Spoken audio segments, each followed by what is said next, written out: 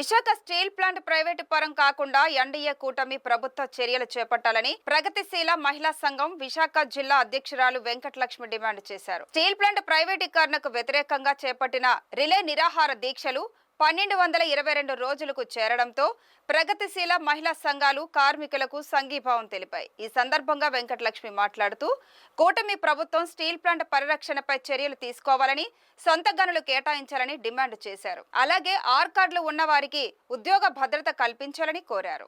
మిత్రులారా, విశాఖ ఉక్కు ప్రైవేటీకరణ ఆపాలని 1222 రోజులు ఈ వేళకి ధర్నా కొనసాగుతోంది. అయితే ప్రభుత్వాలు మారే కానీ విశాఖ ఉక్కు ప్రైవేటీకరణ ఆపుతామని స్పష్టమైన హామీ కేంద్ర ప్రభుత్వం ఇవ్వట్లేదు. అలాగే ప్రభుత్వం స్పష్టమైన హామీ ప్రైవేటీకరణ ఆపుతామని ఇవ్వాలి. అలాగే హామీ కాకుండా కంపెనీ నడవాలంటే సొంత గనులు కేటాయించాలి. గనుల శాఖ మంత్రులు కూడా మన తెలుగు వాళ్ళే కాబట్టి వెంటనే ప్రభుత్వం మారింది కాబట్టి అప్పుడు తెలుగుదేశం కానీ జనసేన కానీ ప్రతిపక్షంలో ఉన్నప్పుడు మేము ప్రైవేటీకరణ ఆపుతామని మాతో పాటు కలిసి భుజం కలిపి పోరాటంలో భాగమయ్యారు. వారు ఇప్పుడు అధికార పార్టీలోకి వచ్చారు కాబట్టి బీజేపీ ఆనాడు అధికారంలో ఉంది, ఈనాడు అధికారంలో ఉంది. కానీ జనసేన టీడీపీ అనేది ఈరోజు అధికారంలోకి వచ్చాయి.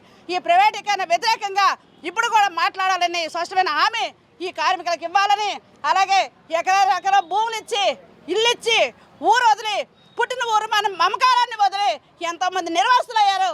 ఆ నిర్వాసులకి తినడానికి తిండి లేదు, ఉండడానికి ఇల్లు లేదు, ఉపాధి లేదు. ఎవరైతే ఆర్ కార్డులు ఉన్నాయో వాళ్ళందరికీ ఉద్యోగాలు కల్పించాలని మేము ప్రగతిశీల మహిళా సంఘం డిమాండ్ చేస్తున్నాం. కేంద్ర ప్రభుత్వం వెంటనే చర్యలు తీసుకొని ప్రైవేటీకరణ ఆపాలని డిమాండ్ చేస్తున్నాం.